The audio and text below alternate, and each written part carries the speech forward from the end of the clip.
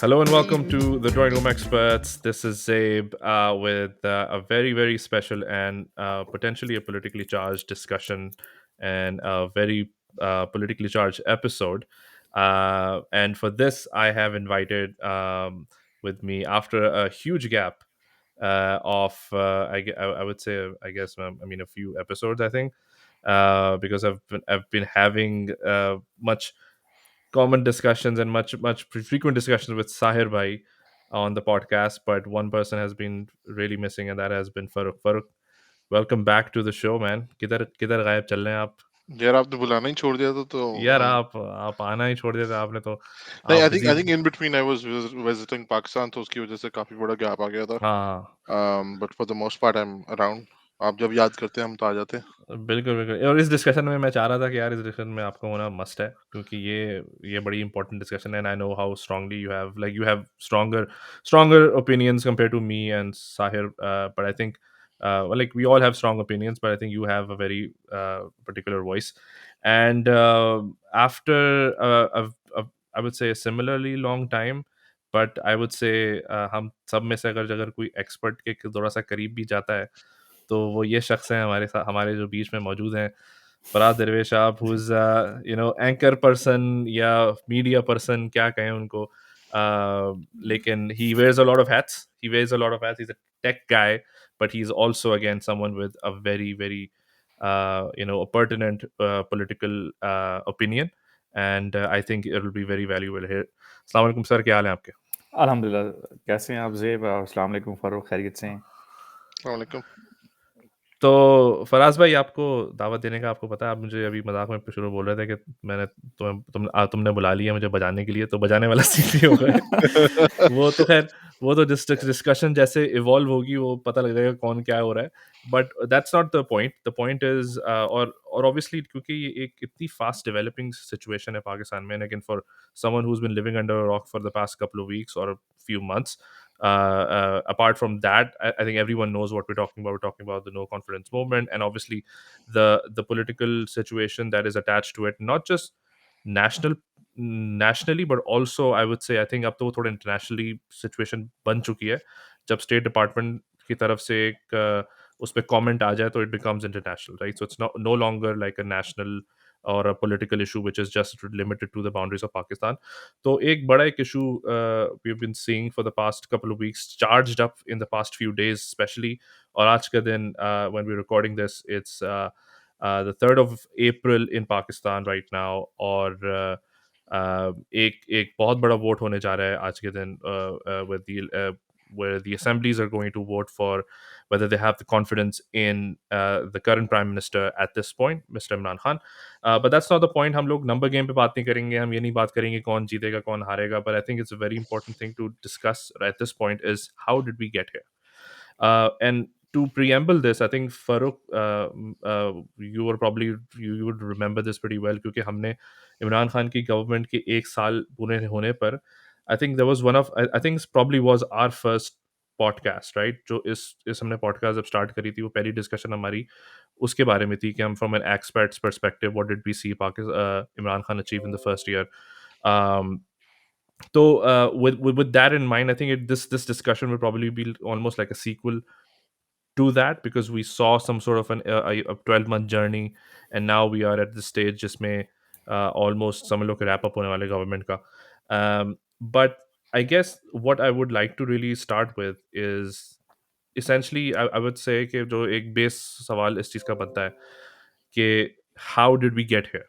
तो फराज भाई, I would like to start with you, like आपका जो इस पे एक एक एक ओपिनियन है, वो मैं बड़े अरसे से सुनता आ रहा हूँ, but I just wanted to get your thoughts on कि यार इस सिचुएशन में पहुंचते पहुंचते क्या इनकॉम्पिटेंस का ज़्यादा रोल था, क्या पॉलिटिकल ऑपोजिशन की स्मार्टनेस का ज़्यादा रोल है, या इन सब का मिक्सचर है? मिक्सचर तो होगा ही, आई एम श्योर, लेकिन इसमें क्या चीज़ सबसे ज़्यादा स्टैंड आउट करती है, इनकॉम्पिटेंस देखें या ऑपोजिशन की स्मार्टनेस? देखें, मेरे ख़्याल से तो मिक्सचर है। और एक चीज़ ज़हन में रखें, क्योंकि हमारे अभी जो बात हो रही है, वो बात ये हो रही है कि इमरान खान को जो हटाया जा रहा है, वो ज़रदारी, नवाज़ शरीफ और फजलुर रहमान हटा रहे हैं। अच्छा, अपैरेंटली तो ये बात सही है, जो सामने नज़र आ रहा है, उस मामले में तो सही है। क्या वाक़ई में वो लोग हटा रहे हैं, क्या उनकी इतनी औकात या उनकी इतनी मजाल हो सकती थी कि उनको हटाते? अगर इनको हटाना होता तो ये तो इमरान खान को पहले दिन भी हटा सकते थे। और ये और अभी एक नो 1 साल कॉन्फिडेंस के वोट बाद हो भी चुका लगा है सकते। पहले, और ये हाँ, नो वो भी कॉन्फिडेंस कर पहले सकते हो थे। चुका अब है। इसकी हाँ, तो ये तो मेरे नज़दीक ये कहना कि जी ये लोग हटा रहे हैं तो ये तो ठीक है, सामने अपैरेंटली तो ये सही है। ठीक। इसमें देखना आपने ये है कि इमरान खान की जो पार्टी है वो अंदर से टूट-फूट का शिकार हुई। वो क्यों शिकार हुई है ये बहुत बड़ा सवाल है कि जिन हज़रात ने इमरान खान की पार्टी को खड़ा करने में, यानी कि 2011 तक लाने में एक तो कुछ ऐसे जो पर्दानशीन थे उनका हाथ था, लेकिन कुछ ऐसे जो थे कि सामने थे जिनमें जहांगीर तरीन साहब का, अलीम खान साहब का नाम था और हम सबको पता है उनके जहाज़ इस्तेमाल होना, उनका पैसा। जो 3 जो इमरान खान साहब के जो की डोनर्स थे, उसमें आरिफ नकवी साहब थे जो इस वक़्त इंग्लैंड के अंदर जो है मनी लॉन्ड्रिंग और जो भी सारे केसेज़ हैं उसके अंदर वो भी बंद हैं। और उसके बाद आपके ये अलीम खान साहब थे और जहांगीर तरीन साहब थे, जिन्होंने बड़ा कलीदी किरदार अदा किया था हुँ, जो पैसे देने के अंदर। अच्छा, हुँ, तो ये तीनों के तीनों आरिफ नकवी साहब तो जो फाइनेंशियल जो मामलात उनके वो उस चक्कर में लंदन में बंद है। जहांगीर तरीन साहब के साथ मामलात खराब हो गए। अलीम खान साहब को सीएम की सीट नहीं मिली, वो सारे मामलात खराब हो गए। अब उसमें जो है अंदर से मिसमैनेजमेंट होती रही और ये तो शुरू में ही स्टार्ट हो गई थी। लेकिन फिर भी एक जो आपके मुल्क का बड़ा इदारा जिसका अब तो कोई ढकी-छुपी बात नहीं है, वो हाँ, चीज़ें मैनेज करता रहा इमरान खान साहब के लिए, वो चीज़ें चलती रहीं। वो चीज़ें जब चलती रहीं लेकिन उसके बाद इमरान खान साहब ने जो एक चीज़ें ओवर कमिट की हुई थी और मैं समझता हूँ कि अभी जो दूसरी जो जमात आएगी, शहबाज शरीफ साहब भी आएँगे, उनके पास भी जादू की छड़ी नहीं है कि वो चीज़ों को तेज़ी में बदल दें। इसी तरह से इमरान खान साहब के पास भी जादू की छड़ी नहीं थी कि वो आते ही जो है चीज़ों को तब्दील कर देते, बल्कि चीज़ें तब्दील नहीं हुई। और असद उमर साहब के ऊपर जिनके ऊपर बड़े लोगों का ईमान था, एतमाद था कि ये आके कोई ऐसे माशी अरस्तू हैं कि ये अपनी जादू की छड़ी चलाएँगे और मामलात जो हैं पलट जाएँगे। और उसके बाद इमरान खान साहब ने इस तरह की ओवर कमिटमेंट की हुई थी कि मैं खुदकुशी कर लूँगा लेकिन आईएमएफ के पास नहीं जाऊँगा। रियलिटी ये है कि आपके मुल्क में कोई भी वज़ीर-ए-आज़म आएगा, मामलात इतने ख़राब हैं कि उसने आईएमएफ प्रोग्राम में और लोन वग़ैरह सब चीज़ें होनी हैं। उस चक्कर में आपने आईएमएफ प्रोग्राम में देर कर दी। फिर आपने आपने पिछले साढ़े 3 साल के अंदर 4 फाइनेंस मिनिस्टर, वज़ीर ख़ज़ाना आपने तब्दील किए। तो ये इनकॉम्पिटेंसी थी ना, ये मामला सही नहीं चल रहे थे, ये उसी की तो सारी की सारी सिम्पटम्स हैं कि आपको 4 फाइनेंस मिनिस्टर तब्दील करने पड़ गए। उसके बाद अब्दुल हफीज़ शेख और उसके बाद शौकत तरीन वही हैं जो कि ज़रदारी साहब के साथ भी ये लोग होते थे। तो ये इन्हीं को लाना पड़ा और फिर वही आईएमएफ प्रोग्राम में भी आप गए, लेकिन आपने कुछ देर कर दी वहाँ जाने में, जिसकी वजह से बहुत जो आईएमएफ की जो शराइत थी वो बहुत ज़्यादा सख्त हुई। अच्छा, आपने देर इसलिए की क्योंकि आप समझ रहे थे कि मैं ये अरबों से और इधर-उधर से पैसे-वैसे लेके मुल्क को चला लूँगा और लेकिन ऐसा नहीं हुआ, तो आपको उसमें जाना पड़ा। तो ये मिसमैनेजमेंट हुई। अच्छा, इस मिसमैनेजमेंट का ज़ाहिर-सी बात है जब ऑपोज़िशन कोई भी हो, चाहे वो उसमें नवाज़ शरीफ हो, ज़रदारी हो या इमरान खान साहब भी अगर होते ऑपोज़िशन में तो वो उसका पूरी तौर पे फ़ायदा फ़ायदा उठाते। उठाते हैं। लेकिन उसके साथ एक अहम काम हुआ, जो पिछली अक्टूबर में हुआ, वो था डीजीआईएसआई की तब्दीली। तो जो इदारा आपके साथ खड़ा हुआ था, जो सारी जो आपके अंदर पार्टी की जो टूट-फूट थी, जो उसको सब चीज़ें बर्दाश्त करके मैनेज कर रहा था आपके लिए, तो आपने जो 6 हफ्ते का जो डिले किया और जो आपने हेड ऑन चले गए, तो अच्छा उसके साथ एक बहुत बड़ा पाकिस्तान में एक बहुत बड़ी तब्दीली आई है and I have you know बहुत बड़े लोग उससे बात करते हुए कतराते हैं, लेकिन एक बहुत बड़ी तब्दीली आई है पाकिस्तान में पिछले 75 सालों में, but I will not hesitate to discuss that. वो तब्दीली क्या है? आपके कब आर्मी के खिलाफ कभी भी जो भी सेंटिमेंट 75 सालों में डेवलप हुए या वो पहले भुट्टो की शक्ल में सिंध में हुए और उससे पहले बांग्लादेश यानी कि ईस्ट पाकिस्तान में वो सेंटिमेंट्स बिल्कुल। डेवलप हुए थे और फिर वो बांग्लादेश की सूरत में आई या हालिया दिनों में आपने बलूचिस्तान में देखे। हुँ, एएनपी की सूरत में आपने केपीके के अंदर देखे। आपका जो पंजाब जो था, जो कि आपकी फ़ौज का रिक्रूटिंग ग्राउंड है, झेलम, चकवाल, ये जो पूरा जो आपका जो खित्ता है, ये रिक्रूटिंग ग्राउंड है। पंजाब से कभी भी फ़ौज के खिलाफ कभी भी कोई रेज़िस्टेंस नहीं आई। लेकिन नवाज़ शरीफ साहब को जब आपने निकाला और नवाज़ शरीफ साहब ने जो नैरेटिव सेट किया, तो उसमें उन्होंने इमरान खान साहब को जो एस्टेब्लिशमेंट लेकर आए थे हाइब्रिड निज़ाम कि जी ये एक कवर होंगे इमरान खान साहब, तो जो भी तनकीद होगी वो सिविलियन हुकूमत की तरफ होगी। लेकिन नवाज़ शरीफ साहब की पार्टी ने बड़ी कनिंगली और बड़ी चालाकी के साथ डायरेक्ट हमला जो किया तो वो आसिम बाजवा का नाम लेकर किया, कमर जावेद बाजवा का नाम लेकर किया। आसिम बाजवा जिनका वो पूरा का पूरा बाबर सीपैक जोन्स का वाले। जो हाँ, सी-पैक बाबर वाले, जोन्स का हाँ। जो केस हाँ, सी-पैक वाले और बाबर फिर जोन्स। फैज़ हमीद साहब का नाम लेकर किया।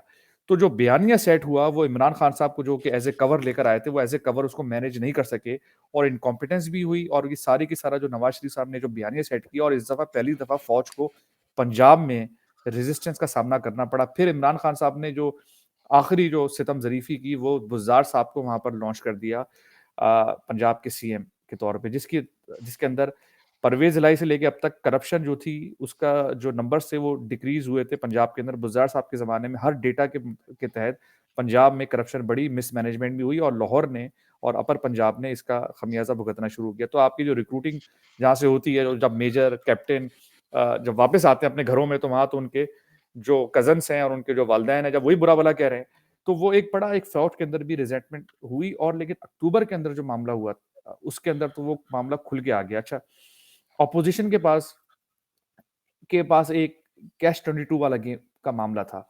जब मामला डिटोरिएट हुआ, अच्छा खान साहब भी कहते रहे कि लाओ मेरे खिलाफ नो कॉन्फिडेंस मोशन लाओ मेरे, अगर आपको लास्ट दिसंबर की या जनवरी तक की उनकी जो तकारीर है उसमें तो खुद इनवाइट कर रहे थे ना कि आप लाएं, उनको आप हाँ। प्रोवोक कर रहे थे।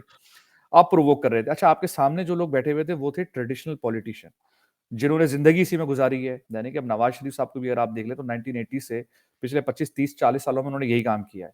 ज़रदारी साहब एक सब्र तहम्मुल वाले, फज़लुर रहमान एक पुराने ट्रेडिशनल पॉलिटिशियन, वो भी इतने बेवकूफ़ नहीं थे कि हमें नो कॉन्फिडेंस भी उन्होंने कैलकुलेट करके ही लाना था ना। जब अक्टूबर में मामला ख़राब हो गया, आप उनको मज़ीद प्रोवोक करते रहे और जो लोग आपके लिए मामले मैनेज कर रहे थे, उनमें से जो एक साहब हैं फैज़ हमीद साहब, वो चले गए पेशावर कोर। वो आर्मी चीफ बन नहीं सकते थे क्योंकि उन्होंने कोर मैनेज नहीं की हुई थी। कोई कोर, आपको कोर मैनेज करना ज़रूरी है। इट्स अ हाँ, requirement to become a army chief. सही। तो इमरान खान साहब की अगर बस में होता तो वो उनको उसी वक़्त बाजवा साहब को रिटायर करके फैज़ हमीद साहब को बना देते आर्मी चीफ। वो हो नहीं सकता था क्योंकि वो रिक्वायरमेंट उनकी मीट नहीं हुई थी, क्योंकि उन्होंने अपना ज़्यादातर जो हिस्सा था ज़िंदगी का वो आईएसआई में गुज़ारा था। अच्छा, वो उन लोगों में से थे जिन्होंने जनरल अहमद शुजा पाशा, जनरल ज़हीरुल इस्लाम के साथ पीटीआई को बनाने में एक कलीदी राइट। किरदार अदा किया था इन द बैकग्राउंड।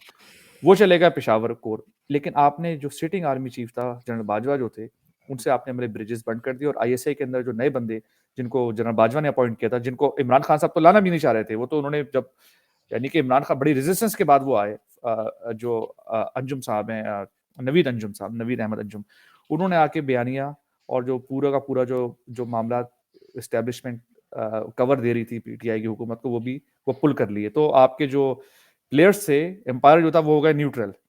अब जब एम्पायर न्यूट्रल हो गए तो जो शिकरे आपके बैठे हुए थे ऑपोजिशन पार्टी वाले, उन्होंने फिर कैलकुलेशन अपनी पूरी करना शुरू की और आप उनको प्रोवोक करते रहे। बुज़दार साहब की वजह से पंजाब आपसे नाला था। तो ये सारे के सारे चीज़ें फैक्टर इन हुई और उसके बाद फिर ये नो कॉन्फिडेंस बड़ी कैलकुलेटेड मूव करके ऑपोजिशन लेकर आई। तो इसमें अब आप ये कहें कि जी एक पार्टी है, इसमें तो मेरे ख्याल से काफ़ी सारे लोग उसमें बहुत इन्वॉल्व हैं। सारे अच्छा, लोग हैं। बहुत सारे लोग हैं, तो ये एक सीरीज़ ऑफ इवेंट्स बना। अब अच्छा, हुँ, अब ऑपोजिशन के बाद जो बड़ा अहम पॉइंट है ना, असली पॉइंट ये है जिसके ऊपर अब तो खैर खुल के बात हो रही है लेकिन ज़्यादा बात नहीं, असली पॉइंट ये है कि बाजवा साहब की रिटायरमेंट ड्यू है, जबकि उनको अर्ली रिटायर कर सकते थे पीएम। हाँ, बाजवा साहब की रिटायरमेंट ड्यू है नवंबर नवंबर नवंबर में। में। अब नवंबर में अगर आर्मी चीफ जनरल फैज़ हमीद अपॉइंट हो जाते हैं, तो ऑपोजिशन को ये बात पता है कि अगली बारी भी इमरान खान की है फिर, अगर जनरल फैज़ हमीद अपॉइंट हो जाते अच्छा, हैं ऐसा एज़ ए क्यों है? ऐसा आर्मी क्यों है? चीफ। यहाँ पर मैं रोक के मैं आपको बोलूँगा कि इसमें 2 चीज़ें हैं।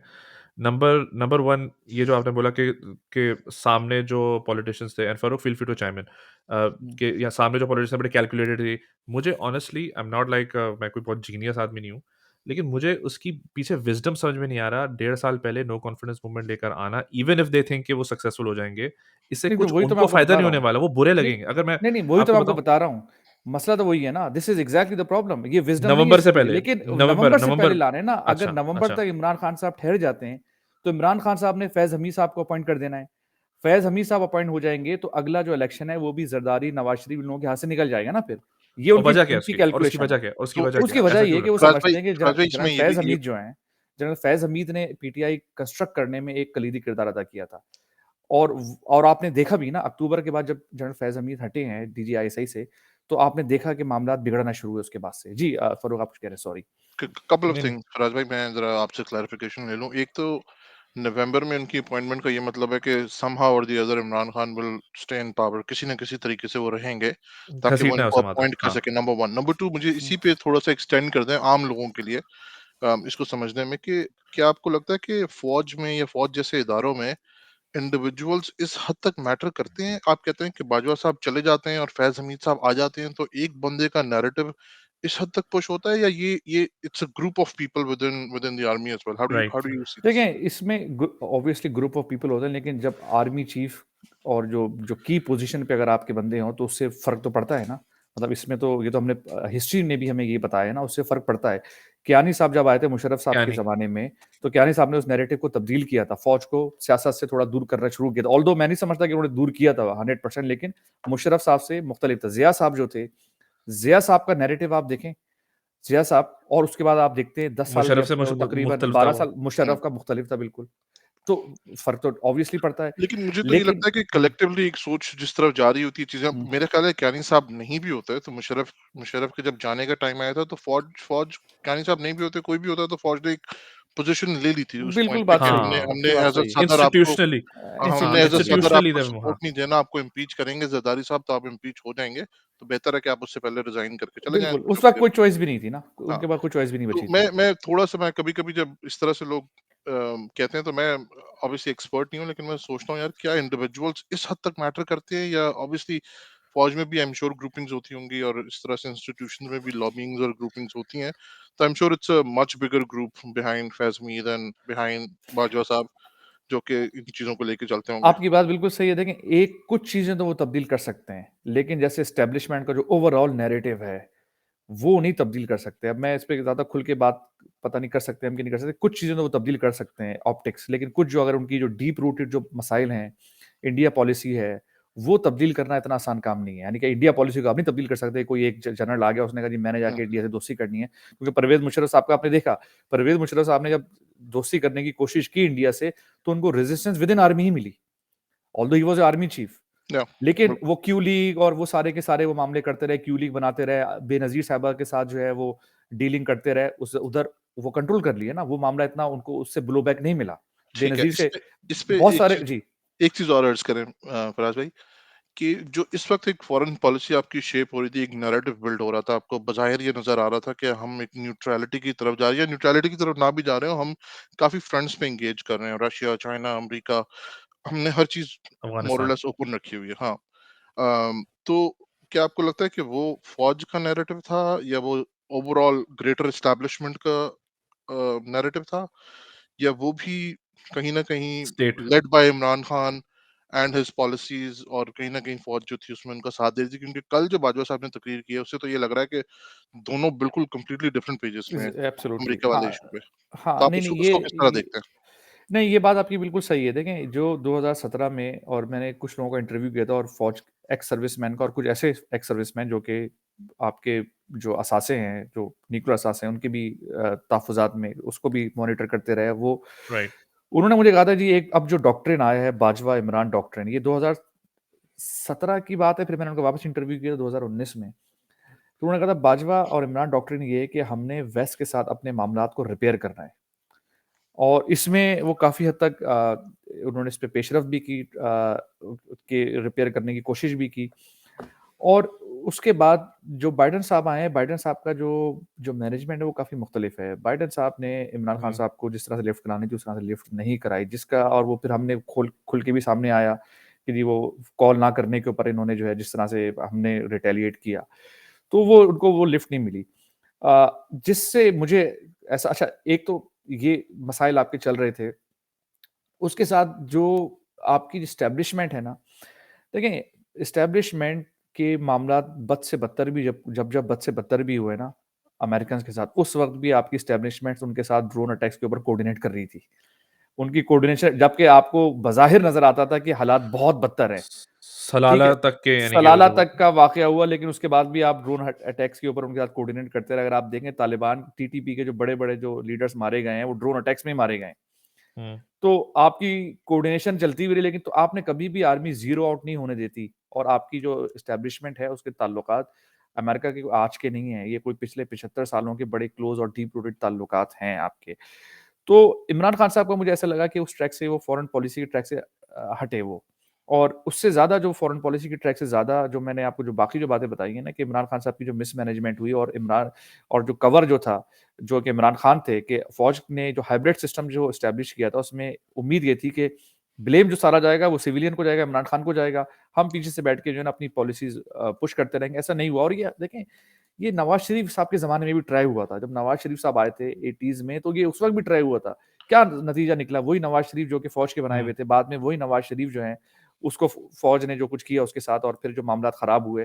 तो ये हमेशा जो है ना, ये इस तरह के अनफॉर्च्यूनेटली जो अफ़सोस इस बात पे होता है कि एक जो ट्राई हुए, वो जो एक्सपेरिमेंट्स हैं, वो वापस क्यों ट्राई होते हैं? अब जो इमरान खान निकलेंगे, ये कुछ और इमरान खान निकल के आएँगे। अब ये वो इमरान खान नहीं होंगे जो कि 2018 के इलेक्शन से पहले वाले इमरान खान साहब थे। तो हमेशा हम ये एक्सपेरिमेंट्स करते हैं और वो कोलैप्स कर जाते हैं। तो अनफॉर्चुनेटली यहाँ पर भी यही हुआ है। इस पे दो चीजें हैं फराज भाई। एक आपने हुँ। कहा कि जब वो निकल के आएंगे सामने तो वो हिल be a very different person. बात आपकी बिल्कुल ठीक है, लेकिन एटलीस्ट अभी तक उन्होंने कुछ हिंट्स जरूर दिए हैं। जैसे उन्होंने एक बात की थी कि अच्छा एक न्यूट्रल न्यूट्रल जैसे सिर्फ जानवर होता है, ठीक है, लेकिन वो हाँ, खुल के नहीं हाँ। आए अभी तक आर्मी के अगेंस्ट। तो आई डोंट नो वो कब आएंगे, लेकिन you right, I also believe कि अच्छा he'll be मैं in a एक position after एक this. एक I don't know I've never done this but this is kind of like a breaking news right now deputy speaker assembly ने तहरीक एतमाद reject कर दी है बाय द वे सर मैं आपको अच्छा। कह रहा था कि जो यस स्पीकर होता है वो किंग होता है ऑन द वो डे। आपने बोला था फारूक ठीक यू है। कॉल्ड इट और उन्होंने हालांकि स्पीकर के अगेंस्ट क्या कहते हैं उनके अगेंस्ट भी वो वो किया हुआ था एतमाद राइट उन्होंने आज सुबह जो है वो पेश कर दी थी, जिसकी तो वजह डिप्टी से स्पीकर कौन होता अगर वो नहीं होते तो कौन होता आई थिंक डिप्टी स्पीकर ने ही किया रिजेक्ट ऐसा डिप्टी मुस्तरद ने जो ही किया किया है, क्योंकि आज हाँ सुबह उन्होंने एक और हुँ। अदम एतमाद जमा करा दी थी स्पीकर के खिलाफ। तो फिर होता यह है कि पहले प्राइम मिनिस्टर की सुनी जाती है और उसके बाद फिर डिप्टी स्पीकर की जो अदम एतमाद होती है उसके ऊपर तो एक्शन होता है। हाँ तो सॉरी, स्पीकर की, तो इस वजह से डिप्टी स्पीकर जो है वो बेसिकली उसको चेयर कर रहा था, इस इजलास को, हाउस के। हाँ हाँ हुँ, हुँ, हुँ। वैसे आई तो हैव टू से फारूक ने मुझे ये like he called it like couple of days ago हम लोग जिससे असल बात कर में रहे थे उसमें मैंने इतनी चीजें इससे रिलेटेड, देखें हम एक्सपर्ट्स तो नहीं है, जब कोई चीज निकल के आती है तो यहाँ से पढ़ लिया वहां से पढ़ लिया।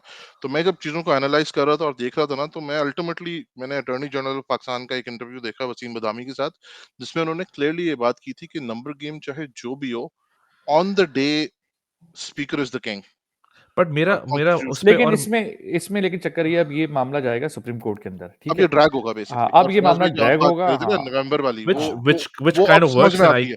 which kind hmm. of works in Imran Khan's favor right क्योंकि हाँ जितना कोर्ट में खींचेगा ये he is buying time and that's all he needs यार, आई डोंट नो। इतना नहीं पता है, खींचेगा, स्विंग भी नवंबर तक नहीं होती खींचने हैं, वाला। जेब जेब नहीं स्विंग भी नवंबर होते तक हैं, तो नहीं जो खींचेगा लोगों के ओपिनियंस होते हैं ना, वो स्विंग भी बड़ी जल्दी होते हैं। इस वक्त लग रहा है कि उनके पीछे एक वेव है इमरान खान के पीछे, but you don't know, in a couple of months things could be completely different. ठीक है, तो पता हाँ नहीं कितना एब्सोल्युटली खींचेगा, क्या होगा, you don't know, right? I don't think favourable है, नहीं है, इट्स टू अर्ली टू से।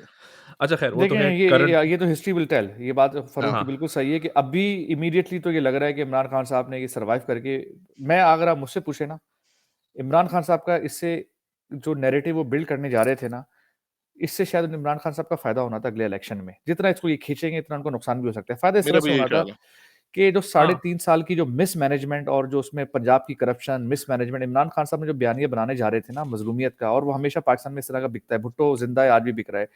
तो वो जो बनाने जा रहे थे, मुझे उसके क्यों अंदर निकाला वो भी बिक रहा है वो सारा का सारा जो बयानिया था, वो इमरान खान साहब के जो सारी जो corruption charges against Punjab government और वो सारे मामलात जो थे, मिसमैनेजमेंट, महँगाई, इन्फ्लेशन, अच्छा वो सबसे ये माफ़ हो जाते हैं, नो क्लीन चिट मिल जाती। मैं अब चलें अब ये बड़ी इंपॉर्टेंट बात करी आपने इस पे भी मैं आना चाह रहा था कि ये जो एक एक सवाल है अब इसमें कितनी सच्चाई है कितनी नहीं है इसमें मेरा एक ओपिनियन तो है ही और हम इस पे बात ज़रूर करेंगे आई वांट टू अंडरस्टैंड जो सबसे बड़ा चार्ज और again going back to where we wanted to really take this discussion which is how did we get here one of the biggest reasons उसके अंदर ये है कि इकोनॉमिक्स या इकोनॉमी का जो हाल हुआ है और आम आदमी का जो तासुर था महंगाई ब्ला ब्ला ब्ला बहुत सारी 10,000 उसमें चीज़ें हैं तो एक बहुत बड़ा चार्ज अगर आप बोलें कि इमरान खान की गवर्नमेंट के खिलाफ और हैज़ बीन इकोनॉमी ठीक है और उसमें जो आपने अभी हिंट करा और बिल्कुल एब्सोल्युटली राइट कि कितनी मरतबा फॉरेन सॉरी आपके मिनिस्टर्स तब्दील हुए आई थिंक 4 आपने बोला था right hmm. Over the course of 3.5 years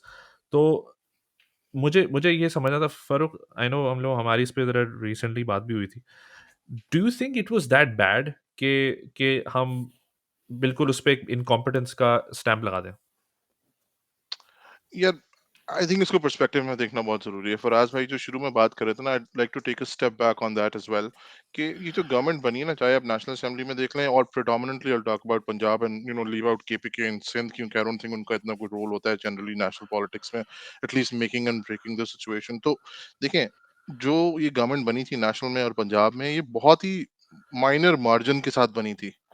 तो आपको याद होगा 3-4 साल पहले जब मैं और आप भी डिस्कस कर रहे थे पॉलिटिकल सिचुएशन, तो हम यही कहते थे कि यार इस तरह की गवर्नमेंट, मेरा हमेशा से ओपिनियन ये रहा था कि ये ब्लैकमेल होते रहेंगे through out the course of their. हाँ, हाँ, थ्रू आउट द और एग्जैक्टली यही हुआ है, ठीक है। हाँ, हुँ, आई थिंक इसके लिए आपको एक्सपर्ट होना जरूरी नहीं था, आपको पता था ये जो इलेक्टेबल्स की 20-25 वोट्स इधर हों या इधर हों, ये आपको हमेशा जो है वो कोने में लगा के रखेंगे, ठीक है। और राइट। अल्टीमेटली हुआ क्या, हम लोग भी जो कि किसी जमाने में इमरान खान को बड़ा सपोर्ट करते थे, हम इस पॉइंट पे पहुंच गए, हमने कहा यार कि दिल से उतर गई है गवर्नमेंट। जिस तरह की चीजें हो रही हैं, जिस तरह के चेंजेस हो रहे हैं, जिस तरह से चीजें लेके चल रही हैं, तो जो आपका सवाल है ना, उसका जवाब ये है कि आई थिंक उसको जब आप पर्सपेक्टिव में देखते हैं ना, कि I think the biggest mistake was to form a government. Imran Khan shouldn't have इस मार्जिन पे, इतनी ही शुडन्ट हैव, मार्जिनल हाँ। सिचुएशन में it he was a shouldn't losing form. Game. Basically he was signing up for a losing battle. he was signing up for a battle, but I think I understand also, you live only once and you don't get a lot of opportunities. He's hmm, aging, तो उनको लगा होगा कि कहीं ना कहीं कि अच्छा यार मैं आ जाऊंगा, ऊपर आके बैठ करके देख लेते जाऊंगा, हैं, हाँ। तो मैं चीजें चेंज कर लूंगा। उनको पता नहीं है कि पंजाब की पॉलिटिक्स, या उनको पता होगा आई एम श्योर, और पता होते हुए भी उनको लगता होगा कि शायद वो चीजें चेंज कर सकते हैं, बट पंजाब की पॉलिटिक्स बहुत गंदी है, एंड आई थिंक ठीक ठाक ब्लैकमेलिंग होती है, और आई थिंक ये पैसा चलता है। उसका नतीजा है। आई थिंक इनकॉम्पिटेंस भी होगी कहीं ना कहीं, अब उसको उसको उसको डिफरेंशिएट करना मेरे जैसे बंदे के लिए बड़ा मुश्किल है इस पॉइंट पे। But I think to start off with, मैं इसको यहीं पे कंक्लूड कर देता हूँ कि जब आप इस तरह की सिचुएशन में गवर्नमेंट बनाएंगे, तो आप अच्छे काम करना भी चाहेंगे, तो आई थिंक आप नहीं कर सकते, क्योंकि कहीं ना कहीं जैसे मैं ज़ेब इसमें एक और चीज़ पे कंक्लूड करता हूँ। देखिए, आप सिर्फ सीएम पंजाब की पोज़ीशन को देख लें, और ये मैं आपसे पहले भी डिस्कस कर चुका हूँ कि जिस पॉइंट पे पंजाब हुँ, में पीटीआई ने गवर्नमेंट बनाने का सोचा, तो सिर्फ नंबर ऑफ कैंडिडेट्स देख लें कितने थे और कौन-कौन थे। इस वक़्त जो नेशनल में जो आपके फेडरल मिनिस्टर्स हैं, वो भी सीएम पंजाब के कैंडिडेट्स हैं। शाह महमूद कुरैशी, ठीक है? फवाद चौधरी, सही। इनको अगर आप ये कहते हैं कि यार आप सीएमशिप ले लें और अपनी फेडरल मिनिस्ट्री छोड़ दें, तो ये खुशी-खुशी वो छोड़ देंगे। खुशी-खुशी बिल्कुल। रहता है, तो हाँ। अच्छा, अब आप काउंट कर लें, जहांगीर खान तरीन ग्रुप, अलीम खान ग्रुप, शाह महमूद कुरैशी, फवाद चौधरी, इनके अपने महमूदुर रशीद हो गए, डॉक्टर यास्मीन राशिद हो गई। खैर ये उस तरह से हम उनको अब ये नहीं कह सकते कि चलें ब्लैकमेलर्स होंगे या कुछ, क्योंकि वो थोड़े से वो तो लेकिन सिर्फ़ उम्मीद कर रहे थे, बट दे weren't हाँ, लाइक ये उम्मीद कर एक्टिवली रहे थे, लेकिन आप प्लॉटिंग फॉर सिर्फ इट, नंबर हाँ। ऑफ कैंडिडेट्स अगर आप एक पेज पे डाल लें हुँ, 2018 में, तो हाँ। आई थिंक 10 से 12 लोग थे जो तैयार बैठे हुए थे। तो आप किसको देंगे इस हुँ। सिचुएशन में, जबकि आपकी स्ट्रांग गवर्नमेंट नहीं है? तो आपको पता है कि डे 1 पे ही आप अपने दुश्मन बना लेंगे।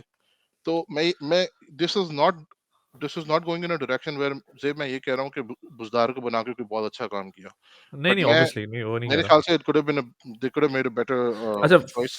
लेकिन मैं फराज भाई लेकिन अब मैं यहीं पे इसको रोक देता हूँ कि नहीं, आई थिंक इस इट तरह की जब मसाइल और पेचीदगियाँ होंगी ना, तो आप कभी भी गवर्नमेंट नहीं चला सकते नहीं, competent. That makes sense. Faraz भाई, मुझे एक सवाल ये इसी से निकलता है ये, कि जब इतने सारे कैंडिडेट्स हैं और ये बहुत बहुत ही इंपॉर्टेंट डिस्कशन है, इसमें आपने भी वन ऑफ द रीजंस आपने बताया यहाँ तक पहुँचने का। अब ये प्रॉब्लम तो है, सही है ना? अब मेरा सवाल सिर्फ़ आपसे ये है कि how would you have handled this? एक तरफ आपके पास जहांगीर तरीन खान ग्रुप है, जहांगीर तरीन खान खुद हैं, जिसमें पहले 2 साल वो बड़े एक्टिवली और बहुत क्लोज़ प्राइम मिनिस्टर से दिखाई दिए। फिर उसके बाद वो शुगर का इश्यू हुआ, जो भी हुआ 10 चीज़ें हुईं। क्या आपको लगता है कि इवन गिवन दैट, क्या क्या इमरान खान को उस वक़्त कॉम्प्रोमाइज़ कर लेना चाहिए था, जो भी करप्शन के इश्यूज़ आ रहे थे उनके? जो कि उन्होंने एक तरीके से हाफ़ हार्टेडली किया भी प्रायर टू द 2018 इलेक्शन, जो नाअहल हुए थे, उसके बाद भी वो समझ लें कि पार्टी के और इमरान खान के करीबी दिखाई दिए, कोई उससे दूर नहीं हुए थे उससे।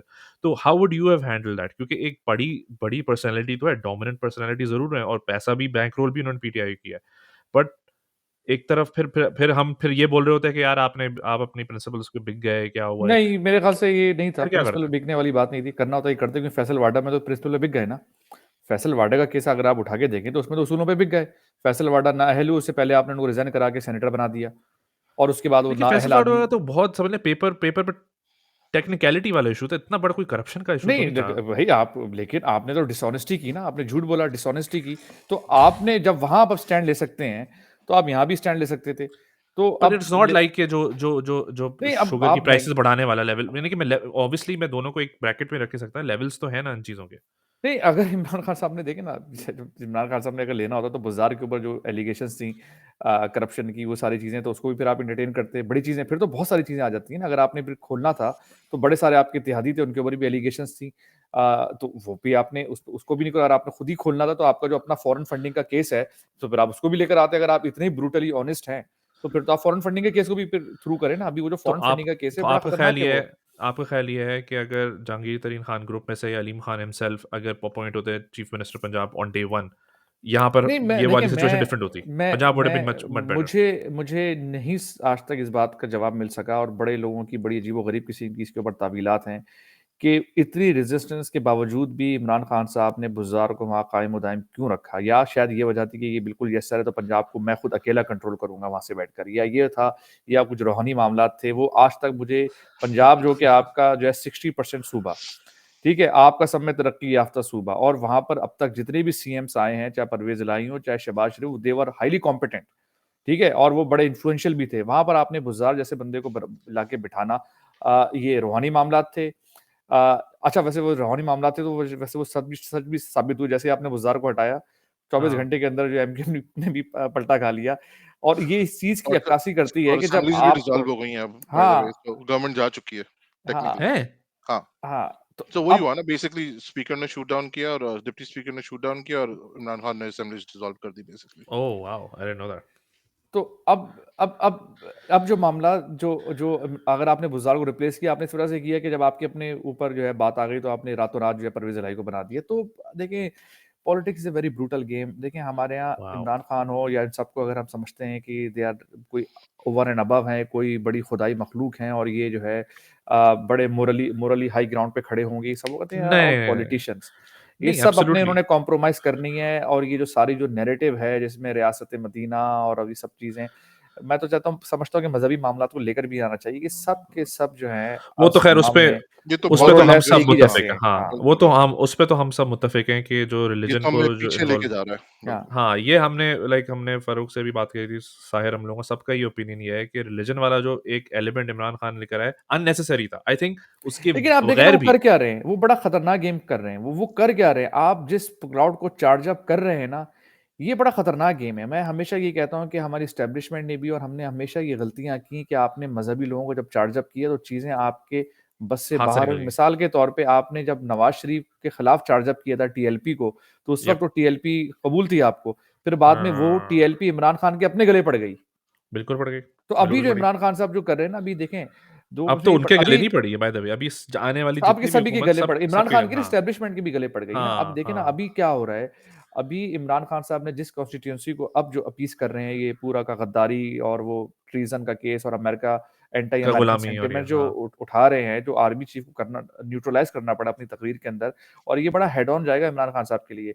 देखें, लेट्स बी प्रैक्टिकल, ठीक है? या तो हम बोलें कि जी हम दुनिया से कट के एक अलग मरीख के ऊपर जाके, मार्स पे जो है ना जाके रहना शुरू कर देंगे, तो वो आपकी ईरान डिपेंडेंसीज हैं। मॉडल।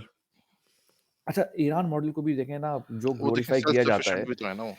जो हाँ, वो अलग ग्लोरीफाई है, किया जा लेकिन नहीं, वो लेकिन करते हैं, हाँ। ईरान मॉडल को जो ग्लोरीफाई करते हैं ना, ठीक है, फाइन, आप करें। देखिए, हमने ये ईरान में जो वहाँ पर दवाओं की कमी होती है, जिसके बाद कितने लोगों का ठीक से इलाज नहीं हो पाता। अच्छा, एक चीज़ ज़हन वैक्सीन्स में का रखें, इश्यू हुआ।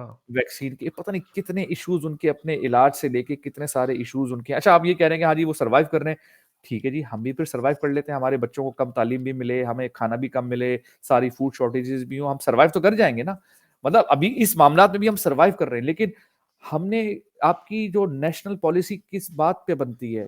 वो इस बात पे बनती है कि मेरे बच्चे को अच्छी तालीम मयस्सर होगी, अच्छा इलाज मयस्सर होगा, मेरे मुल्क की लॉ एंड ऑर्डर सिचुएशन बेहतर होगी, जो क्वालिटी ऑफ लाइफ यानी कि मेयार ज़िंदगी जो है वो लेवल अप होगा, ठीक है?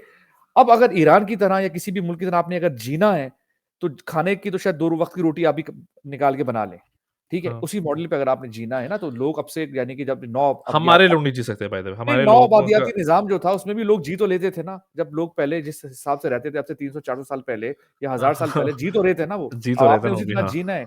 तो बस ठीक है, तो उस तरह तो आप ईरान की वैसे वो मिसाल दी एक जा रही स्ट्रेच है। है, वो एक हाँ, ऑब्वियसली एक स्ट्रेच है। हमारी कौम उसके लिए सिर्फ़ बातें हाँ, करने के लिए बहुत तैयार है, लेकिन वो प्रैक्टिकली दे आर नॉट तो एबल टू अब लाइक आपकी आई जो don't think they will be exports हैं एबल ना, टू टेक दैट। अभी देखें ना आपकी, अब देखें सच, एक तो हमारे यहाँ सच बोलने का बड़ा फुकदान है।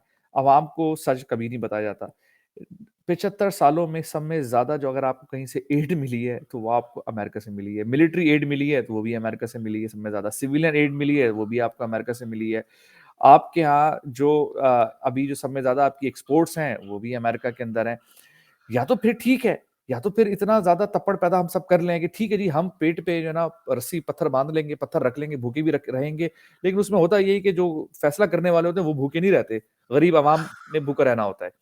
तो बस ठीक है, तो फिर आप अमेरिका से आइसोलेशन में चले जाएँ। ईरान के पास तो फिर भी तेल है, वो तेल एक्सपोर्ट्स करा के जो है ना अपना मामला चला लेते हैं। ख़ैर लेकिन इधर-उधर वो एक्सपोर्ट करके, फराज हमारे भाई पास तो एक वो भी चीज नहीं अगर है। मैं इसमें ऐड करूँ ना, तो आई थिंक ईरान एक बहुत ही एक्सट्रीम मॉडल हो जाता है। हम कहीं ना कहीं कहते हैं यार, हम इंडिया की तरह क्यों नहीं हो सकते, मिसाल के तौर पे, यानी कि हर किसी से हाथ मिला के रखा हुआ है, सबके साथ बिजनेस भी कर रहा है और चीजें भी एज इट इज चल रही हैं, ठीक है। जैसे कि यूक्रेन तो वाला मामला था, दे वो वर उसमें एग्ज़ैक्टली ऑन उसमें the same page as we, हाँ, लेकिन बट उसमें अपेरेंटली उसमें हाँ, we bore the brunt of their the exactly. West, तो but they didn't. I think हमें ये भी कहने के लिए समझाए ना, आप जैसे लोग बताएं हमें कि हम क्यों नहीं हम इंडिया बन सकते, ये भी तो बताएं ना, उसके पीछे क्या वजूहत हैं, क्यों हमें इंटरनेशनल जो ये यूरोपियन यूनियंस हैं और यूएन हैं, ये हमें इंडिया की तरह क्यों नहीं देखते हैं, नहीं देखिए ना, वो जब हम उसकी उसकी सिमिलर वजह है ना पोजीशन लेते हैं। फर्रुख, उसकी सिमिलर उसकी पोज़ीशन हाँ। नहीं फर्रुख, लेकिन उसकी वजह है ना। देखिए, एक तो काम इंडिया ने पिछले 25 सालों में तो they have done it very well. आप कुछ भी कहें कि उन्होंने अपनी मईशत को बहुत मजबूत किया है। बहुत ज़्यादा मजबूत किया और दुनिया को भी अपने लिए एक अट्रैक्टिव इन्वेस्टमेंट जगह बना लिया, और सब में बड़ी अपनी सब में जो सेकंड नंबर पे जो कंज्यूमर है, वो भी वहाँ पर है ना। अपनी बाइंग पावर भी बढ़ा लिया, यानी कि फोर्ड ने भी वहाँ पर जाके गाड़ियाँ बेचनी है, जीएम ने भी गाड़ियाँ बेचनी है, तो एक्सपोर्ट्स है टेस्ला वहाँ पर। टेस्ला अब तो टेस्ला भी आ रही टेस्ला है। ने भी वहाँ गाड़ियाँ बेचनी है। अच्छा, फिर दूसरी बात ये कि वहाँ पर वो कॉर्पोरेट की डिपेंडेंसीज़ बढ़ गई हैं, चाहे वो सॉफ्टवेयर के हवाले से हो। अब तो बैक ऑफिस हॉलीवुड खोले हुए हैं, हाँ जी। हॉलीवुड भी अपनी अक्सर मूवीज़ वहाँ के जो ना स्टूडियो इस्तेमाल कर रहा होता है, तो हम्म, डिपेंडेंसीज़ बढ़ गई हैं ना। टूरिस्ट स्पॉट भी वो बहुत बड़ा है, तो अब डिपेंडेंसी है। तो शायद हम उस लेवल पे तो नहीं जा सकेंगे, लेकिन आपका पॉइंट बड़ा अच्छा है कि भई हम उस पॉइंट में चले ना जाएँ, लेकिन हमारी भी सबसे बड़ी दोस्तियाँ-वोस्तियाँ हो ना, हम ऐसा हाँ, इस लेवल पे हम भी चले जाएँ। तो वो बड़ा सिंपल मॉडल है। हमारे यहाँ हो सकता है, अगर हम ये जो जंग-ओ-जदल वाली जो कहानी है, उसको थोड़ा टोन डाउन कर दें, और बिल्कुल। हम जो है ना वो एंटी ये, एंटी वेस्ट, और जो है ना यहूदी साजिश, फलानी साजिश, ये साजिश, वो साजिश, फ़लस्तीन के इश्यू से लेके हमने इज़राइल से हमारे ताल्लुकात नहीं है, हमारे अमेरिका से भी जो ताल्लुकात है, अप एंड डाउन हम खुद ही करते रहते हैं ना। देखिए, अमेरिका जो है ना, एक ऐसा हाथी है कि वो बड़े काम बुरे कर सकता है वो, and they can get away with it because they are the super power unfortunately, ठीक है ना? सही। फॉर्चुनेटली और अनफॉर्चुनेटली वो बड़े काम कर सकता है भाई वो, और वो दे कैन गेट, इसी तरह से जो जो चीन है या रशिया भी है, वो भी बड़ी एग्रेशन कर सकता है, दे can get away with it. कर रहे हैं ना, कर रहे हैं, हम रशिया हम जैसे नहीं कर है ना रहे थे वहाँ पर, गेटिंग ओवर। हम नहीं है। अब हमने इन हाथियों के साथ हमने या तो ये करना है कि हम इन हाथियों से गुत्था-गुत्ता होके लड़ पड़े हम, हम्म। या तो फिर हम वही कर ले ठीक से फिर हम, फराज भाई, या मैं जस्ट इन सिंपल वर्ड्स, ये मैं दोस्तों के बीच में अक्सर ये अपनी थ्योरी एक पेश करता हूँ, आप बताएं आपका इसके बारे में क्या ख्याल है। मैं ये कहता हूँ कि अगर पाकिस्तान समवॉट बांग्लादेश मॉडल पे चला जाता है, ठीक है, और कहीं ना कहीं किसी न किसी फॉर्म में इंडियन सुप्रीमेसी को रीजन में एक्सेप्ट कर लेता, ठीक है, और अपने जैसे न्यूक्लियर चाइना को प्रोग्राम हमने भी, किया हुआ है, जैसे जैसे हमने चाइना की और सुप्रीमेसी हाँ, एक्सेप्ट करी हुई है ना। हाँ, समवॉट ठीक है, इंडिया की भी एक्सेप्ट करता है जैसे बांग्लादेश ने की है, ठीक है। ऑल्दो वहाँ पे पॉलिटिकल लेवल पे बहुत सारी चीजें हो रही हैं जो कि आप क्वेश्चन कर सकते हैं कि गलत है, लेकिन क्योंकि वो हाँ, हाँ, इंडिया हाँ। इंडिया ड्रिवन है, तो ऑब्वियसली वो इंटरनेशनल फोरम पे उस तरह से क्वेश्चन नहीं होती हैं। बट सही। अगर हम इंडियन सुप्रीमेसी को आज एक्सेप्ट कर लें, अपने न्यूक्लियर प्रोग्राम को कहीं ना कहीं कॉम्प्रोमाइज कर लें, कश्मीर का इशू यू नो वो अपना रखें, हम अपना रखें, कोई भी एक मॉडल बना के उसको रिजॉल्व कर लें, तो डोंट यू थिंक हमारे मसले खत्म हो जाएंगे। सबसे पहले पाकिस्तान में इंडियन इन्वेस्टमेंट आएगी, ठीक है, और सबसे पहले पाकिस्तान के लिए इंडियन मार्केट्स ओपन हो जाएंगी।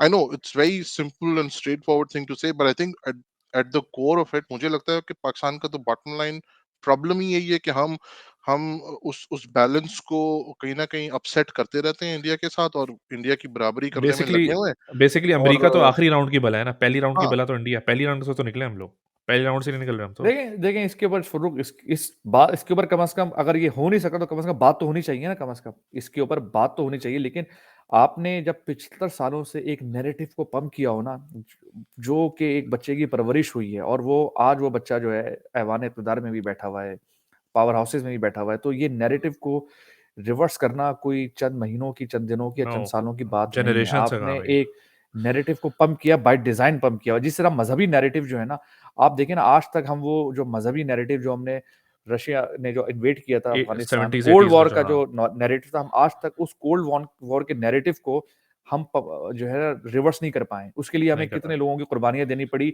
आर्मी पब्लिक स्कूल के बच्चों की शहादत हुई है, तो हमने कम से कम ये माना कि हाँ, टीटीपी और ये सब लोग हमारे दुश्मन है, हमारे दोस्त नहीं है। आर्मी पब्लिक स्कूल के 150 बच्चे, उससे पहले उन 150 से पहले हम कोई तकरीबन 80,000 भी मरवा चुके थे। हम्म। उसके बावजूद भी हम उस नैरेटिव को रिवर्स नहीं कर पा रहे थे। तो ये बड़ा एक बात सही है, मतलब आई आई थिंक इस पे कम से कम बात होनी चाहिए। लेकिन उसके बाद फिर जो गद्दारी के सर्टिफिकेट जो करेंगे, उनको जो मिलेंगे और जो इशू होंगे, वो आप सर्वाइव नहीं कर पाएंगे फिर वो। और फिर कौन करे, कौन ये मजाल किसकी होगी कि ये इसको ये बड़ा उठाए। नहीं, बांग्लादेश में हम्म, भी काफी ले दे हुई थी, क्योंकि मैं उस वक्त पाकिस्तान में था और बांग्लादेश में आना जाना होता था काम के सिलसिले में, तो मैं वहाँ हम्म, की पॉलिटिक्स को बड़ी क्लोजली उस टाइम पे फॉलो कर रहा था। And I saw this happen in front of my eyes के हसीना वाजिद को जिस तरह से इंडियन गवर्नमेंट ने सपोर्ट किया, वहां पे उन्होंने फिर चंद मौलवी लटकाए और खालिदा जिया को उन्होंने सीन से कम्प्लीटली हटाया। तो it was kind of reversing the narrative in in another way, जो कि आप आर्ग्यू कर सकते हैं कि गलत है, लेकिन एटलीस्ट ये कि उससे वो न्यूट्रलाइज हो गए और उनकी तरक्की का एक सिलसिला चल पड़ा है अब। ठीक है। नहीं, आपके मैं अच्छा आई एग्री, लेकिन वो उनके मसाइल इतने डीप रूटेड नहीं थे, इतने हमारे डीप हैं डीप रूटेड नहीं रूटेड। थे, हाँ, बिल्कुल, हाँ, हाँ। Absolutely absolutely. वहाँ अच्छा की जमात इस्लामी भी जो थी वो उस तरह की नहीं थी जिस तरह की हमारी है। यहाँ की है। तो हम तो वहाँ देखें के ना, जो जमात 1965 की जो जंग थी, वो तो बांग्लादेश हमने साथ साथ लड़ी थी ना, लेकिन वो तो उसको डिसोन करते हैं। हम तो उसको आज तक जो है 65 की वॉर को मानते हैं। तो मनाते भी हैं। उन्होंने तो बड़ी चीजें डिसोन कर दी ना, हमने तो नहीं की।